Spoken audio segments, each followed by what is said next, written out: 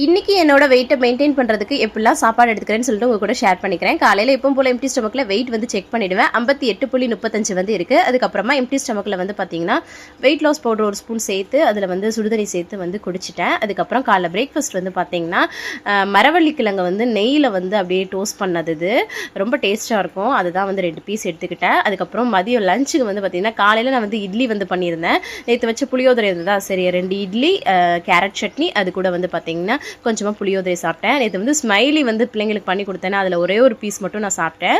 அதுக்கப்புறமா ஒரு 4 முறுக்கு, இந்த சின்ன சின்ன முறுக்கு வந்து சாப்பிடணும் போல் இருந்தது. அதுக்கப்புறமா ஒரு பிளாக் காஃபி வந்து குடித்தேன். நைட்டு வந்து பார்த்தீங்கன்னா டின்னர் சிம்பிளாக ஏதாவது சாப்பிட்லான்னு பார்த்தா என்னோட ஹஸ்பண்ட் வந்து சமோசா வாங்கிட்டு வந்துட்டாங்க. ஒரே ஒரு சமோசா மட்டும் சாப்பிட்டுட்டு டின்னரை வந்து கம்ப்ளீட் பண்ணிட்டேன். வெயிட் லாஸ்க்கு நிறைய லாங் வீடியோஸ் வந்து போட்டிருக்கேன். மேலே கூட லிங்க் கொடுக்குறேன், பாருங்கள். அதுக்கப்புறமா வார்ம் வாட்டர் குடிச்சு இன்றைக்கி டேவை வந்து கம்ப்ளீட் பண்ணியாச்சு. தேங்க்ஸ் ஃபார் வாட்சிங் ஃப்ரெண்ட்ஸ். பாய்.